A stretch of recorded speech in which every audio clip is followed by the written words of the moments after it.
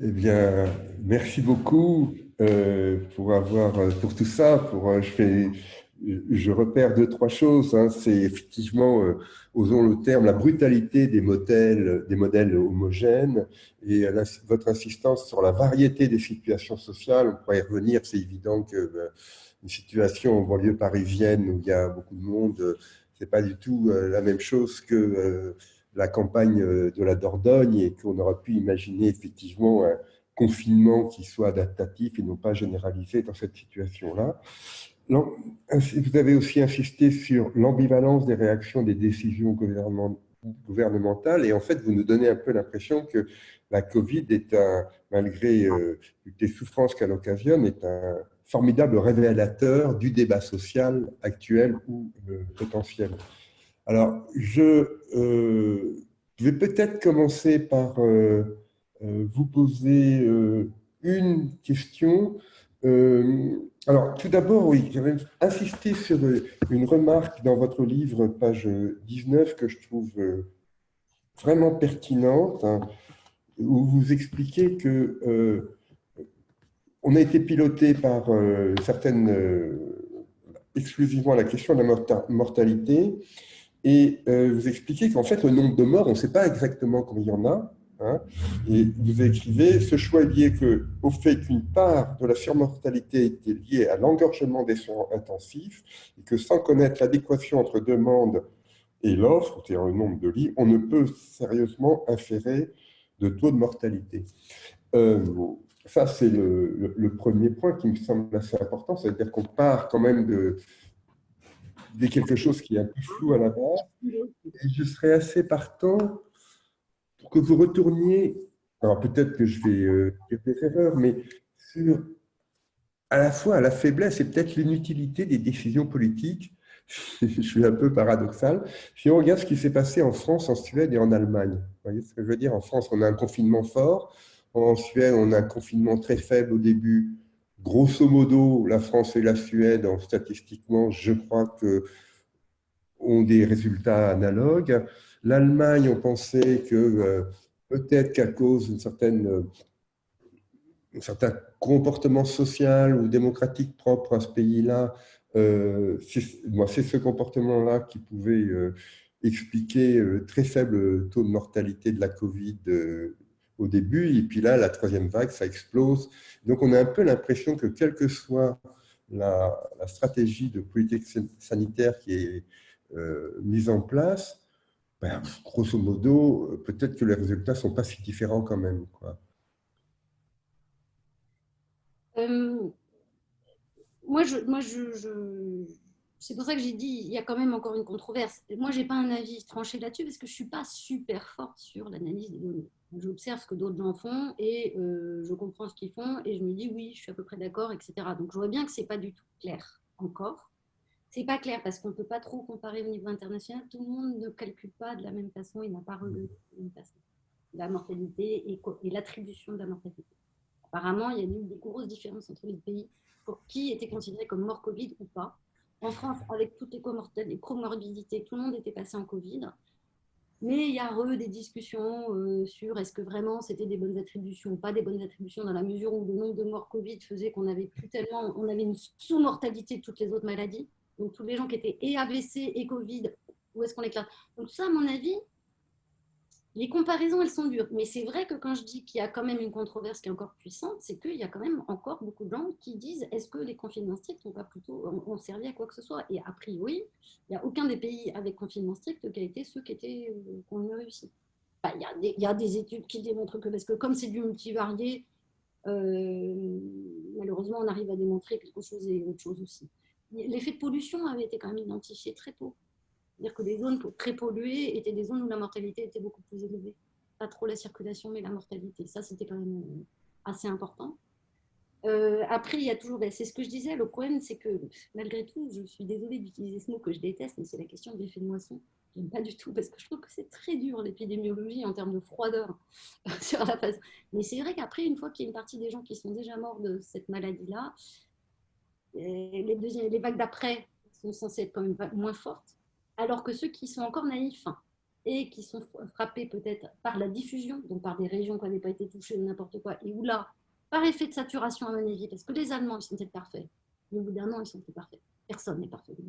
C'est-à-dire qu'il y a un effet de saturation dans la population, les gens n'en peuvent plus, c'est pour ça que c'est assez agressif, hein. Je pense aussi, là, moi, je regarde des gens qui sont pro-Raoult ou anti-Raoult. Les pro-Raoult peuvent dire des trucs ignobles, les anti-Raoult peuvent dire des trucs ignobles. C'est-à-dire qu'on est dans des oppositions qui sont hors champ, totalement hors champ démocratique. Enfin, on est sorti d'un truc, c'est du hater permanent, quoi. Et donc je pense qu'il y a un effet de saturation qui fait que, bon, alors moi j'habite à Marseille, donc en fait, ça n'a jamais été des confinements comme vous en avez connu, je pense. J'appelle le Marseille la petite Suède, parce que dans mon quartier, bon, ça a toujours été beaucoup dehors, le masque, c'est ceux qui en voulaient. Personne n'a jamais forcé qui que ce soit à mettre un masque devant moi. C'est absolument clair. Et donc, en fait, je vois quand même que c'est de pire en pire. C'est-à-dire qu'il y a des fêtes partout, de tout le deuxième confinement. C'est-à-dire qu'autant le premier confinement, ça a été quand même relativement sérieux, autant le deuxième confinement, on ne l'a pas vu. C'est pas dans mon quartier. Et ça, c'est de la saturation. C'est-à-dire qu'il y a des formes de politique qu'on ne peut pas répéter indéfiniment. Mais ça, c'est bon, voilà, ça, c'est ce que savent les gens des sciences sociales aussi. Ils savent les identifier, ils savent identifier quels sont les problèmes. C'est pour ça que l'utilisation de BVA et du nudge, c'est pas mal. Parce que c'est parce qu'on a payé des boîtes qui font du nudging, c'est-à-dire qui ont construit et les discours qu'il fallait donner à la population. Et par exemple, le coup d'auto-attestation, c'est eux qui l'ont inventé. C'est-à-dire le truc où la personne elle-même se donne l'autorisation d'eux, qui rend un peu fou quand même, je pense. Je pense qu'il n'y a que les Français qui ont eu ça et que ça participe à un petit problème extérieur.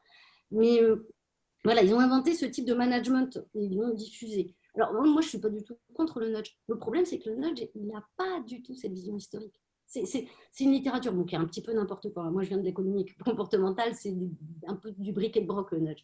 Mais quand même, ça ne prend pas en compte les questions de long terme. Tout ça, c'est pas conçu. Et donc, ça, c'est quand même hyper problématique pour de la politique publique. Enfin, moi, je trouve qu'on ne s'est pas placé du tout dans l'idée que ça allait durer. Et comme il n'y a pas eu de rediscussion, et comme maintenant c'est rompu, il n'y a plus de dialogue et qu'on a cassé une grosse partie des espaces de discussion, je ne sais pas comment on peut faire. Moi je ne sais pas très bien comment on peut faire.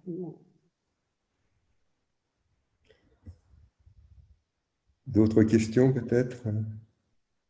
Moi, j'ai une question. Donc, bon, moi, j'entends très bien comment les modèles agents peuvent tester des idées, en fait, peuvent permettre de tester, peut-être à un coût, disons, relativement faible, des idées, des hypothèses.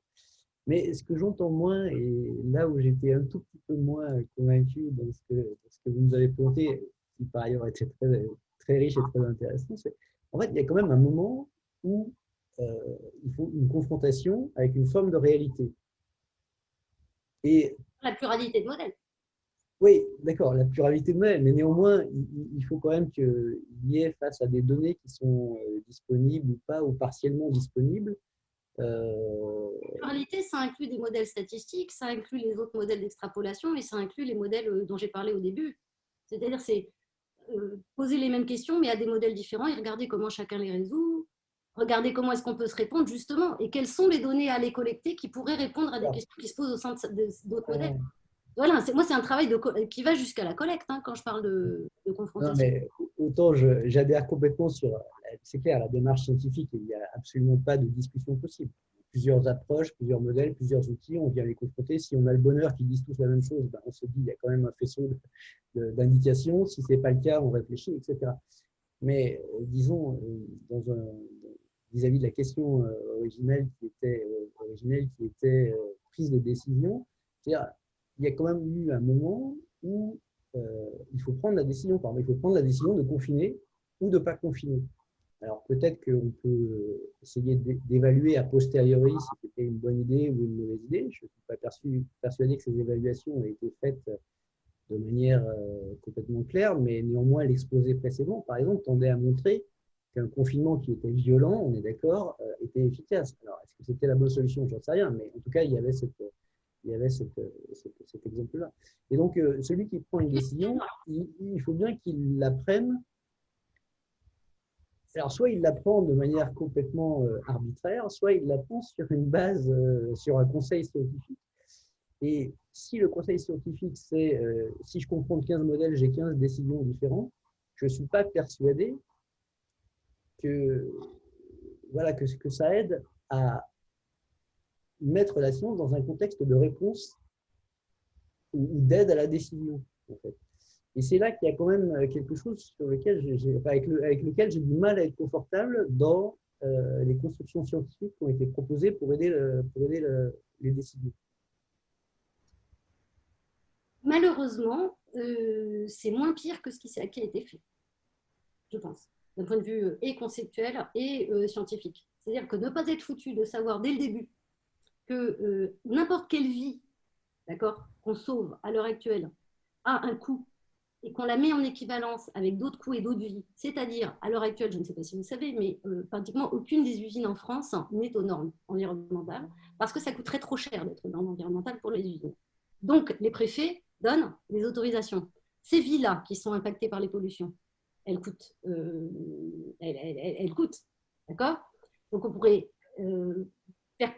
forcer les industries par des dépenses à éviter ces morts-là. C'est quelque chose qu'on ne fait pas, 80 000 par an. Bon.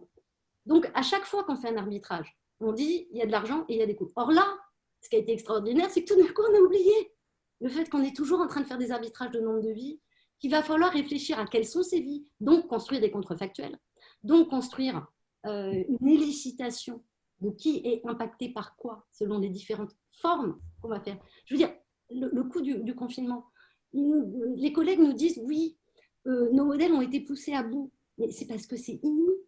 Parce qu'il n'y a que les Chinois pour avoir des idées pareilles et qu'on s'est mis tous à vouloir imiter les Chinois quand même.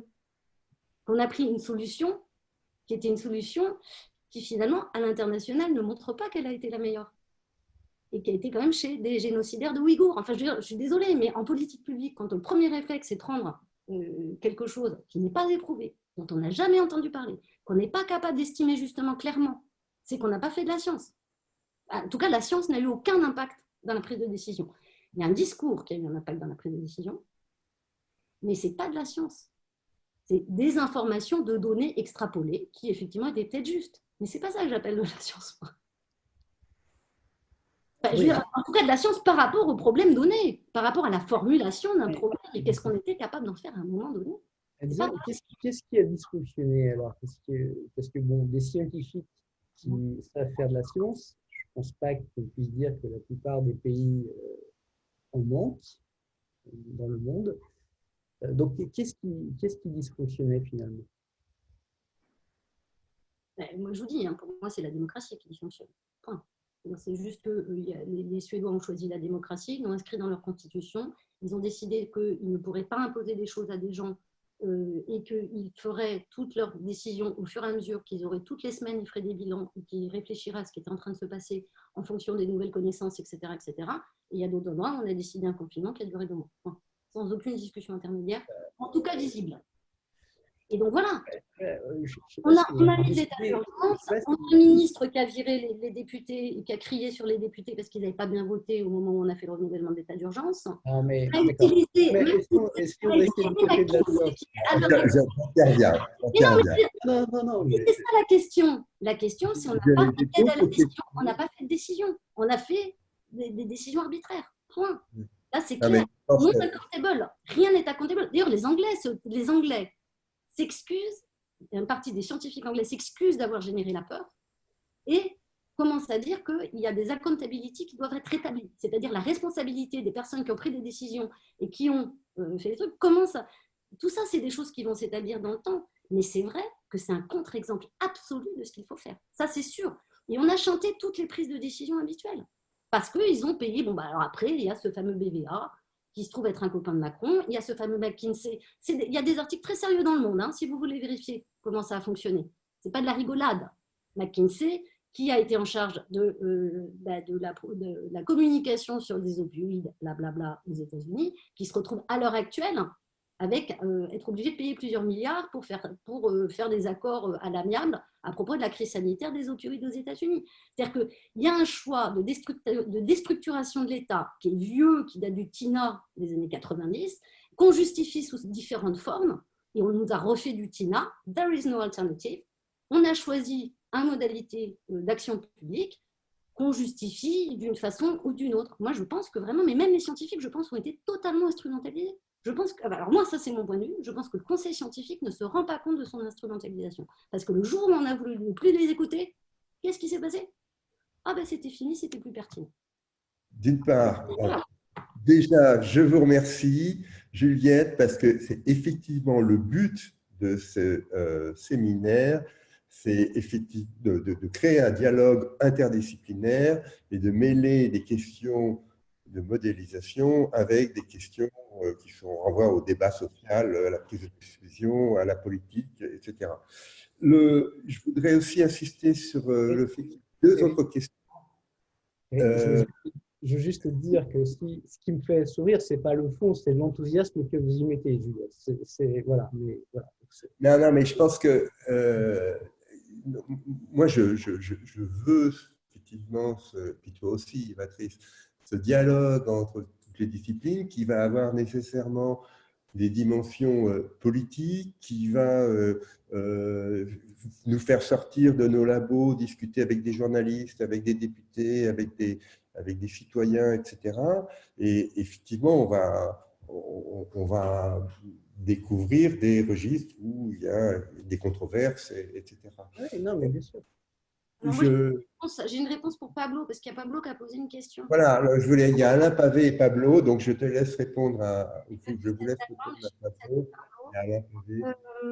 Est-ce qu'on peut attendre que la science sache? Moi, j'ai peur que non. Et que donc, c'est pour ça que je trouve que la mise en scène de la science à l'heure actuelle comme étant aide à la décision, alors qu'à mon avis, elle n'a pas du tout été, je trouve ça dommage parce que, alors là, vraiment, mais franchement, il y a vraiment un. Alors, il a été démontré par un collègue qui était là la semaine dernière, Dubois, je crois qu'il s'appelle, qu'en fait, ce qui est intéressant, c'est qu'il y avait 12%, il y a exactement la même quantité de gens qui se disent à l'heure actuelle, en ayant confiance avec la science ou en n'ayant pas confiance en la science dans les enquêtes d'opinion. Et par contre, il y en a 12% qui disent avoir changé d'avis du fait de la crise, soit dans un sens, soit dans l'autre. C'est-à-dire qu'en fait, il y a eu des gens qui n'avaient pas confiance dans la science, qui se sont mis à avoir confiance, et des gens qui avaient confiance et à peu près dans la même quantité. Donc ça veut dire que c'est intéressant, mais en même temps, ça va avec mes observations de ce qui se passe en ligne. C'est-à-dire qu'on voit qu'il y a des gens qui sont passionnés pour la science tout d'un coup. Et moi qui croyais que c'était difficile de faire la différence entre une moyenne et une médiane pour la plupart des étudiants, tout d'un coup, tout le monde est devenu statisticien. Et c'était intéressant à voir.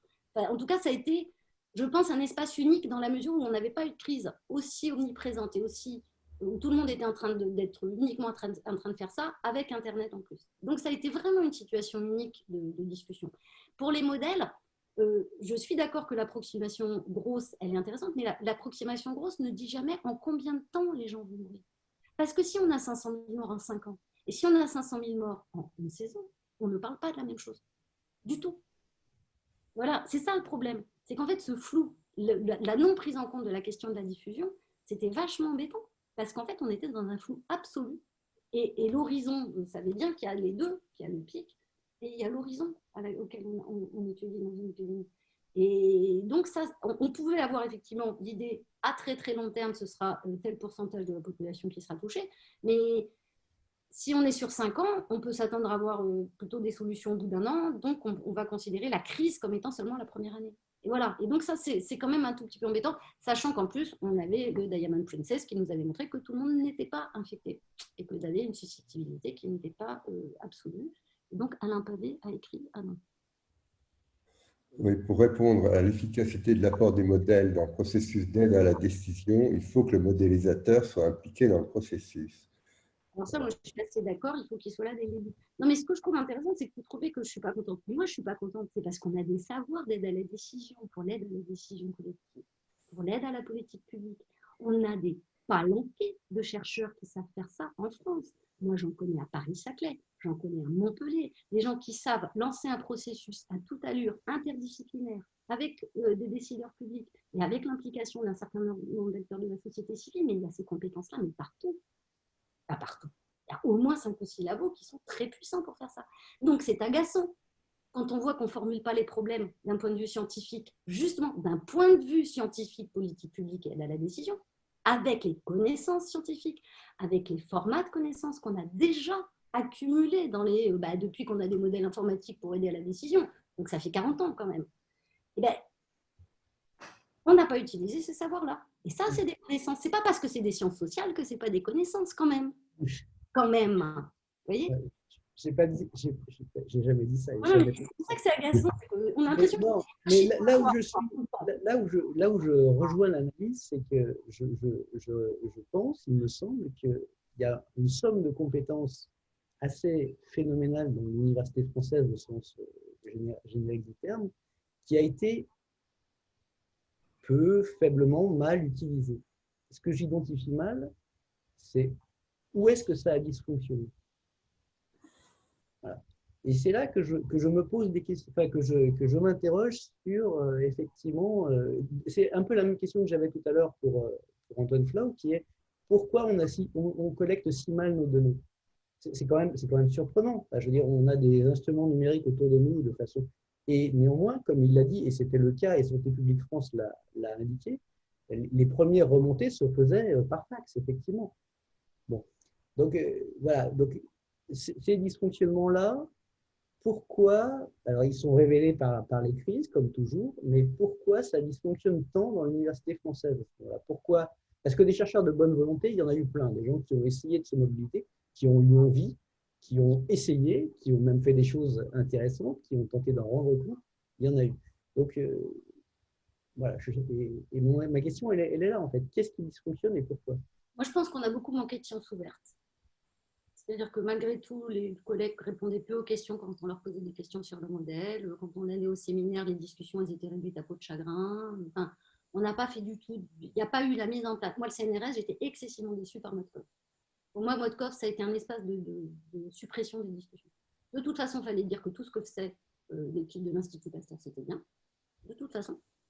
Même si c'est des trucs pas bien à certains moments, on n'avait pas le droit de le dire. Ça, moi, de ce moment-là, j'ai pu essayer de prendre la parole dans ces séminaires-là. Donc, je regardais ce qui se passait et je prenais des informations. Mais on ne pose pas de questions si on sait que la question va être disqualifiée et de facto, même si on sait très bien qu'elle est bonne. Donc, ça, c'est super choquant. Bon, ça, c'était un espèce de consensus à l'intérieur de Modcoff, donc je n'ai pas bien compris. Mais on avait le même à compréhension. Il y a eu un moment où compréhension, il y avait des discussions qui étaient plus possibles à avoir. Disqualification, les questions n'existaient plus, etc. Bon. Ça, c'est la polarisation qui a eu lieu. Hein. Et de toute façon, c'est toujours comme ça. Vous venez en tant qu'économiste, les physiciens vont vous prendre pour une débile. Hein. Vous y connaissez. J'ai fait des maths. C'est pas vrai. Vous savez très bien. Non, non, en tant qu'économiste, on pose une question à propos des modèles. C'est bon. Je veux dire, la réponse, elle va être ni faite ni à faire. Quand j'ai posé les questions sur Pfizer et sur le sens de la probabilité de ne pas être infecté avec le vaccin, bon, on me dit c'est 80%, etc. Cette discussion-là, impossible de l'avoir. Alors que si on lit le Pfizer, ce n'est pas ça qui est démontré. Ce qui est démontré, c'est que sur deux populations dont on ne contrôle pas les contacts, 80% ne vont pas tomber, ou 95% ne vont pas tomber malades et 5%, non, pardon, il y a une différence de 95% entre la quantité de malades dans le groupe vacciné et la quantité de malades dans le groupe placebo. Donc, ce n'est pas un individu à 95% de chances d'être protégé, c'est 95% des individus sont protégés. Ce n'est pas du tout ça qu'on dit aux gens quand ils sont vaccinés. Et ça, c'est une question vraiment très importante, parce que ça, c'est une question de science. Comment est-ce qu'on transforme certaines formes de probabilité en d'autres formes de probabilité dans le discours général, alors que ce n'est pas vrai. D'autant que, bon, maintenant qu'on voit que...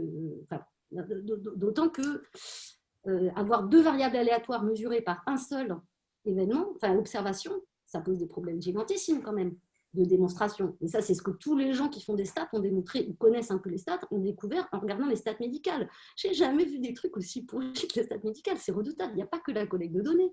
C'est que c'est tellement multifactoriel, ils n'arrivent pas à faire des jolies statistiques. Il faut 10 études différentes pour commencer à sentir des trucs. Et c'est cette complexité du monde qui a été oubliée, c'est tout. Ça ne va pas plus loin, on a oublié que le monde était complexe, et puis... mais ça fait longtemps quand même. Disons, on peut dire en conclusion que ça rejoint effectivement les préoccupations de l'ICSI à Lyon, Institut des systèmes complexes Rhône-Alpin. Et si je ne vois pas d'autres questions, je pense qu'on va pouvoir continuer à débattre, à travailler ensemble, parce qu'on est aussi en train d'essayer d'affiner des modèles de brassage social avec des statistiques de la SNCF, etc. Et on pourra travailler ensemble. Et on vous remercie infiniment. Merci à vous. On remercie effectivement les deux orateurs et tout le public. Et puis, je vais quand même mettre le petit transparent de conclusion qui va nous permettre, si j'y arrive, voilà, de dire que la prochaine séance sera le jeudi 24 juin sur le même horaire, 14h-16h, et on essaiera de continuer à avoir des discours divers. Alors, on aura donc Simon Cochenez qui aura le droit de s'expliquer sur la façon dont il a fait ses calculs à partir de l'Institut Pasteur et qui est aussi proche des gens qui ont produit les chiffres, qui ont guidé certaines politiques en France. Et donc ça sera de l'épidémiologie. Et Valérie Charol, qui vient plus avec un profil d'économie et d'épistémologie, et qui essaiera justement de mettre en regard l'utilisation des chiffres et de la prise de décision, du processus de décision. Je redis que toutes ces infos sont sur la page web de l'ICSI, et puis qu'il y a aussi différents pointeurs sur ce qui se fait autour de Lyon sur la recherche. On remercie encore les deux orateurs. C'était des débats animés mais très intéressants qui montrent que voilà, le Covid aura au moins un côté positif, celui de, comme toute crise, de forcer à réfléchir et à se poser des questions de façon un petit peu aiguë. Merci beaucoup, donc Juliette. Antoine a dû nous quitter, mais on le remercie aussi. Merci à tous ceux qui étaient là. J'espère que vous serez nombreux la prochaine fois. À très bientôt. Merci beaucoup. Merci, merci.